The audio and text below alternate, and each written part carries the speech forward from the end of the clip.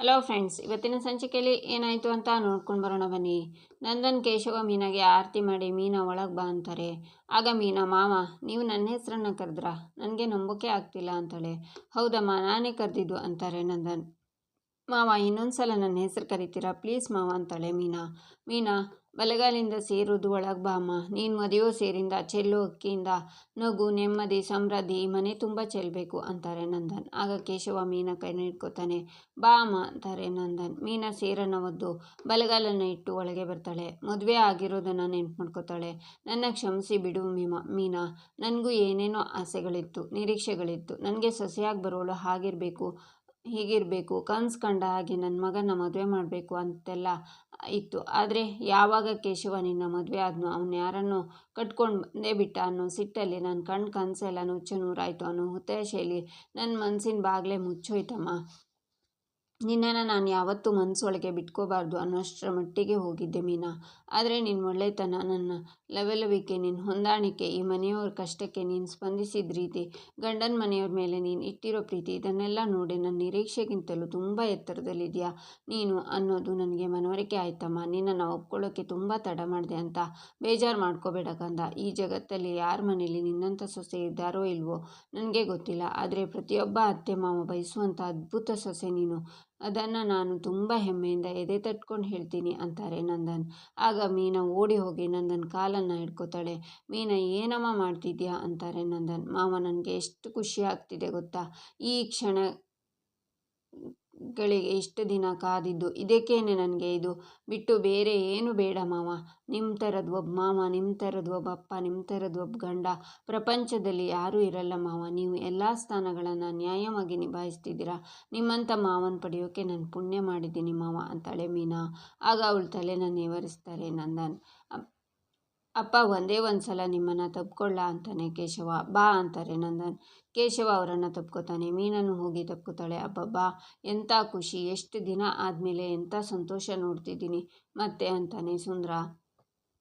ಅತ್ತೆ, ಅವತ್ತು ನೀವು ನನಗೆ ಸಮಾಧಾನ ಮಾಡಬೇಕಾದ್ರೆ ಹೇಳಿದ್ರಿ ಅಲ್ವಾ, ಮಾವ ನಿನ್ನನ್ನು ಆದಷ್ಟು ಬೇಗ ಸೊಸೆ ಅಂತ ಒಪ್ಕೋತಾರೆ ಅಂತ. ನಿಮ್ಮ ನಾಲ್ಗೆಯಲ್ಲಿ ಮೆಚ್ಚೆ ಇದೆ ಅತ್ತೆ. ನೋಡಿ ಆ ಟೈಮ್ ಎಷ್ಟು ಬೇಗ ಬಂತು ಅಂತ. ನನ್ನ ಬಂಗಾರ ನೀವು ಅಂತ ಗಿರಿಜಾನ ತಪ್ಕೋತಾಳೆ ಮೀನಾ. ಇದರಲ್ಲಿ ನಂದೇನಿದೆ ಮೀನಾ, ಬಂಗಾರ ಎಲ್ಲಿದ್ರು ಬಂಗಾರನೇ ಕಣೆ. ಅದ್ರ ಹೊಳಪು ಯಾವತ್ತೂ ಮಾಸಲ್ಲ, ಅದ್ರ ಬೆಲೆನೂ ಕಡಿಮೆ ಆಗಲ್ಲ. ನೀನು ಈ ಮನೆ ಬಂಗಾರ ಅಂತಾರೆ ಗಿರಿಜಾ. ಅತ್ತೆ, ನೀವು ಬನ್ನಿ ಇಲ್ಲಿ ಅಂತ ಮಾವನ ಹತ್ರ ಅವರನ್ನು ನಿಲ್ಲಿಸಿ ನಮ್ಮಿಬ್ಬರಿಗೂ ಆಶೀರ್ವಾದ ಮಾಡಿ ಅಂತ ಆಶೀರ್ವಾದ ತಗೊಂಡು, ನನಗೆ ಈ ದಿನನ ನಂಬೋಕೆ ಆಗ್ತಿಲ್ಲ ಅಂತ ನಗ್ತಾಳೆ ಮೀನಾ. ಇದು ಸತ್ಯನೇ ಅಂತಾನೆ ಕೇಶವ. ಏನಮ್ಮ ನೀನು, ಆಗ್ಲಿಂದ ನೋಡ್ತಾನೆ ಇದ್ದೀನಿ ಮನೆಯಲ್ಲಿ ಸಂತೋಷ ಸಂಗತಿ ನಡೀತಿದ್ರೆ ನೀನು ಒಂದೇ ಸಮ ಕಣ್ಣೀರು ಹಾಕ್ತಿದ್ಯಲ್ಲ. ಗಿರಿಜಾ ಈ ಮನೆಗೆ ಭಾಗ್ಯಲಕ್ಷ್ಮಿ ಆದರೆ ನೀನು ಈ ಮನೆಗೆ ಮಹಾಲಕ್ಷ್ಮಿ ಅಳ್ತಾ ಇದ್ರೆ ಈ ಮನೆಗೆ ಒಳ್ಳೇದಾಗತ್ತಾ?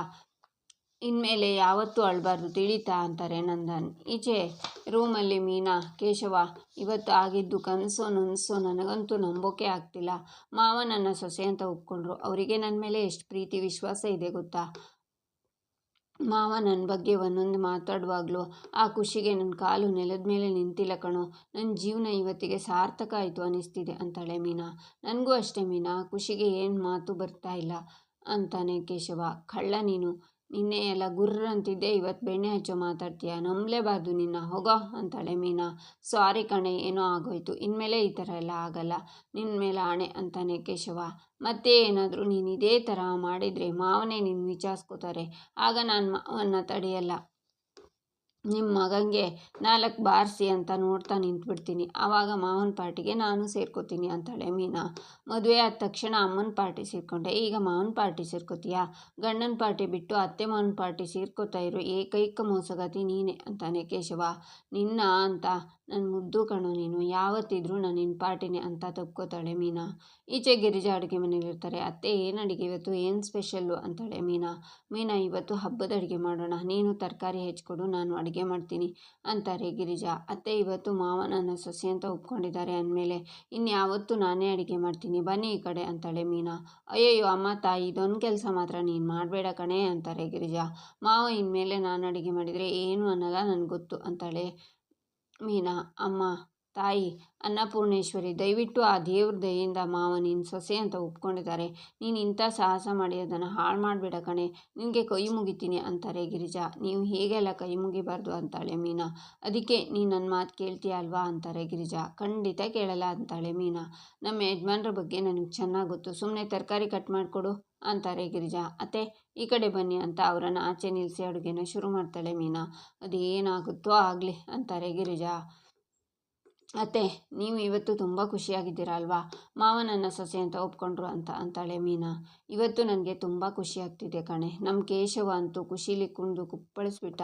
ಪಾಪ ನನ್ನಪ್ಪ ನನ್ನನ್ನು ಮೊದಲಿನ ಥರ ಮಾತಾಡಿಸ್ತಿಲ್ಲ ಅಂತ ಅವನು ಎಷ್ಟು ಬೇಜಾರು ಮಾಡ್ಕೊಂಡಿದ್ದಾಗ ಇವತ್ತು ಅಪ್ಪ ಮಗನ ಮಧ್ಯೆ ಇದ್ದಿದ್ದ ಬೇಜಾರು ಬಗೆಹರಿತು. ನನ್ನ ಮುದ್ದು ಸೊಸೆ ಮುಖದಲ್ಲಿ ನಗು ಬಂತು. ನನಗಿಷ್ಟು ಸಾಕು ಮೀನಾ, ಇದೇ ಥರ ನಮ್ಮ ಅಮ್ಮ ವಲ್ಲಭನ ನಿಮ್ಮ ಮಾವ ಒಪ್ಕೊಂಡ್ಬಿಟ್ರೆ ನನಗೆ ಅಷ್ಟೇ ಸಾಕು ಕಣೆ. ಅವರಿಬ್ಬರು ಈ ತರಹ ಇರೋದು ನನಗೆ ನೋಡೋಕ್ಕಾಗ್ತಿಲ್ಲ ಕಣೆ. ಎಲ್ಲ ನನ್ನಿಂದನೇ ಆಗಿದ್ದು ಅಂತ ನನಗೆಷ್ಟು ಬೇಜಾರಾಗ್ತಿದೆ ಗೊತ್ತಾ. ಆದಷ್ಟು ಬೇಗ ಅವರಿಬ್ಬರು ಜೊತೆ ಇಲ್ಲಿ ಅವ್ರ ಕೋಪ ತಾಪ ಬಿಟ್ಟು ಮಾತಾಡೋ ಹಾಗಾಗಬೇಕು ಕಣೆ ಅಂತಾರೆ ಗಿರಿಜಾ. ಅದನ್ನೆಲ್ಲ ಅಮೂಲ್ಯ ಕೇಳಿಸ್ಕೊತಾ ನಿಂತಿರ್ತಾಳೆ. ಆದಷ್ಟು ಬೇಗ ಆ ದಿನನೂ ಬರುತ್ತೆ ಅತ್ತೆ. ಈಗ ನೋಡಿ ಮಾವ ನಮ್ಮ ಮದುವೆನ ಇಷ್ಟು ಬೇಗ ಒಪ್ಕೋತಾರೆ ಅಂತ ನಾನು ಅಂದ್ಕೊಂಡಿರಲಿಲ್ಲ. ಸಡನ್ನಾಗಿ ಒಂದು ಮ್ಯಾಜಿಕ್ ಆಗಲಿಲ್ವಾ, ಹಾಗೆ ಅಮೂಲ್ಯ ವಲ್ಲಭನ ಒಪ್ಕೊಂಡು ಕ್ಷಮಿಸ್ತಾರೆ. ಅವಳನ್ನು ಬಾಯಿ ತುಂಬ ಸೊಸೆ ಅಂತ ಕರೀತಾರೆ. ನೋಡ್ತಾ ಇರಿ ಅಂತಾಳೆ ಮೀನಾ. ನನ್ನ ಮುದ್ದು ಸೊಸೆ ನಿನ್ನ ಬಾಯಿ ಹರಕೆ ಅಂತೆ ಆಗಬೇಕು, ಆಗ ಊರಿಗೆ ಊಟ ಹಾಕಿಸ್ತೀನಿ ಅಂತಾರೆ ಗಿರಿಜಾ. ಇದು ಮೋಸ ಅತ್ತೆ. ನನಗೆ ಸೊಸೆ ಪಟ್ಟ ಸಿಕ್ಕಿದಾಗ ಬರೀ ಪಾಯಸ ಅಂತೆ, ಅದೇ ಅಮ್ಮಗೆ ಸೊಸೆ ಪಟ್ಟ ಸಿಕ್ಕಿದಾಗ ಒಬ್ಬಟ್ಟ ಅಂತಾಳೆ ಮೀನಾ. ಅತ್ತೆ ಏನಾದರೂ ಮಾತಾಡಿ, ಅಡುಗೆ ಮಾಡೋಕ್ಕೆ ಬೋರ್ ಆಗಲ್ಲ ಅಂತಾಳೆ ಮೀನಾ. ಆಗ ಗಿರಿಜಾ ಅಳ್ತಾ ಇರೋದನ್ನು ನೋಡಿ, ಅತ್ತೆ ಏನಾಯಿತು, ಯಾಕೆ ಕಣ್ಣಲ್ಲಿ ನೀರು ಅಂತಾಳೆ ಮೀನಾ. ಒಳ್ಳೆ ಕೆಲಸ ಮಾಡುವಾಗ 108 ವಿಘ್ನ ಬರುತ್ತೆ ಅಂತಾರೆ, ಆದರೆ ನನ್ನ ವಿಷಯದಲ್ಲಿ ಒಳ್ಳೆ ಕೆಲಸ ಮಾಡಿದ ಮೇಲೆ 108 ವಿಘ್ನ ಬರ್ತಾ ಇದೆ ಕಣೆ. ವಲ್ಲಭ ನನ್ನ ಹತ್ರ ಮಾತಾಡ್ತಿಲ್ಲ, ಅವರಪ್ಪ ವಲ್ಲಭನ ಮಾತಾಡಿಸ್ತಿಲ್ಲ. ಎದುರುಗಡೆ ಮನೆಯವ್ರ ದ್ವೇಷ ಇನ್ನೂ ಹೆಚ್ಚಾಗಿದೆ. ವಲ್ಲಭ ಅಮೂಲ್ಯ ಮಧ್ಯೆ ಏನೂ ಸರಿ ಇಲ್ಲ. ಮೀನಾ ವಲ್ಲಭನ ಜೊತೆ ಅಮೂಲ್ಯನ ಮೇಲೂ ನಿಮ್ಮ ಮಾವ ತುಂಬ ಕೋಪ ಮಾಡ್ಕೊಂಡಿದ್ದಾರೆ. ನನಗೆ ನಂಬಿಕೆ ಇದೆ ಇದೆಲ್ಲ ಹೀಗೆ ಇರಲ್ಲ, ಒಂದಲ್ಲ ಒಂದಿನ ಸರಿ ಹೋಗುತ್ತೆ. ಆದರೆ ಅವತ್ತು ನಾನು ಅಮೂಲ್ಯಂಗೂ ವಲ್ಲಭಂಗೂ ಮದುವೆ ಮಾಡಿಸದೆ ಹೋಗಿದ್ದಿದ್ರೆ ಅಮೂಲ್ಯನ ಜೀವನ ಸರಿ ಹೋಗ್ತಾನೆ ಇರಲಿಲ್ಲ ಮೀನಾ. ಯಾರ ಜೊತೆನೂ ಓಡೋದ್ಲು, ಒಂದಿನ ಅವನ ಜೊತೆ ಇದ್ದು ಆಮೇಲೆ ವಾಪಸ್ ಬಂದ್ಲು ಅಂತ ಊರವರೆಲ್ಲ ಅಮೂಲ್ಯನ ಬಗ್ಗೆ ಕೆಟ್ಟದಾಗಿ ಮಾತಾಡ್ತಿದ್ರು. ಆಮೇಲೆ ನಮ್ಮ ಅಮೂಲ್ಯನ ಯಾರೂ ಮದುವೆ ಆಗ್ತಿರ್ಲಿಲ್ಲ ಕಣೆ. ನಮ್ಮ ಅಣ್ಣ ಏನು ಅಂತ ನನಗೆ ಚೆನ್ನಾಗಿ ಗೊತ್ತು ಮೀನಾ. ಈ ವಿಷಯ ಅವನಿಗೆ ಕೇಳೋ ಧೈರ್ಯ ಇಲ್ಲ ಕಣೆ. ಅವನು ಅಮೂಲ್ಯನ ಸಾಯಿಸಿ ಅವನು ಸತ್ತು ಹೋಗ್ತಿದ್ದ.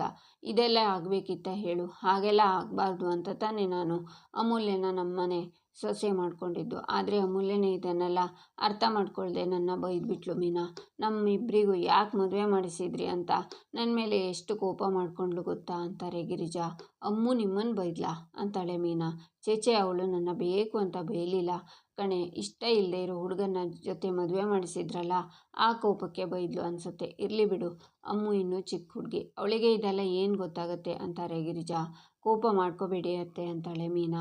ಈಚೆ ಎಲ್ಲರೂ ಟೇಬಲ್ ಹತ್ರ ಬಂದು ಊಟ ಬರಲಿ ಅಂತಾರೆ. 3 ಜನನೂ ಊಟನೆಲ್ಲ ಟೇಬಲ್ ಮೇಲೆ ತಂದಿರ್ತಾರೆ. ಬಡಿಸಿ ಅಂತಾರೆ ನಂದನ್. ಗಿರಿಜಾ ಭಯದಿಂದ ನೋಡ್ತಾರೆ. ಗಿರಿಜಾ ಬಡಿಸು ಅಂತಾರೆ ನಂದನ್. ಬಡಿಸ್ತಾರೆ ಗಿರಿಜಾ. ನಂದನ್ ಊಟನ ಬಾಯಿಗೆ ಹಾಕ್ಕೊಂಡು ನೋಡ್ತಾರೆ.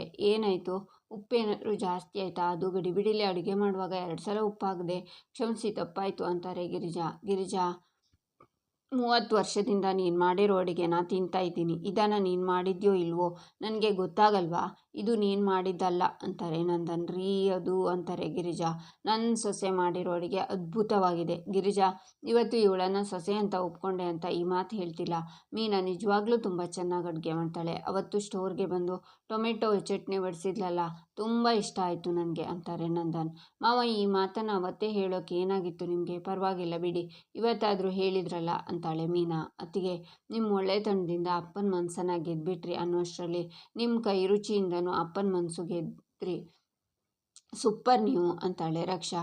ಹೆಂಗೆ ನಾವು ಇನ್ಮೇಲೆ ಕಾಲರ್ ಇರೋ ಬ್ಲೌಸ್ನ ಹೊಲಿಸ್ಕೋಬೇಕಪ್ಪ ಅಂತಾಳೆ ಮೀನಾ. ಎಲ್ಲರೂ ನಗ್ತಾರೆ. ಸರಿ ಎಲ್ಲರೂ ಊಟ ಮಾಡಿ, ಗಿರಿಜಾ ಅನ್ನ ಬಡಿಸು ಅಂತಾರೆ ನಂದನ್. ಗಿರಿಜಾ ಅನ್ನ ಹಾಕ್ತಾರೆ. ಅಮ್ಮು ಸಾರನ್ನ ಹಾಕುವಾಗ ತಟ್ಟೆನ ಎಳ್ಕೋತಾರೆ ನಂದನ್. ಅಮ್ಮು ಇಲ್ಲಿ ಕೊಡು, ನಾನು ಬಡಿಸ್ತೀನಿ ಅಂತ ಮೀನಾ ಮಾವಂಗೆ ಬಡಿಸ್ತಾಳೆ. ಇಲ್ಲಿಗೆ ಈ ಸಂಚಿಕೆ ಮುಕ್ತಾಯವಾಗುತ್ತೆ. ಮುಂದಿನ ಸಂಚಿಕೆಗಾಗಿ ನಮ್ಮ ಚಾನಲ್ನ ನೋಡಿ, ಸಬ್ಸ್ಕ್ರೈಬ್ ಮಾಡಿ, ಲೈಕ್ ಮಾಡಿ, ಸಪೋರ್ಟ್ ಮಾಡೋದನ್ನು ಮರಿಬೇಡಿ.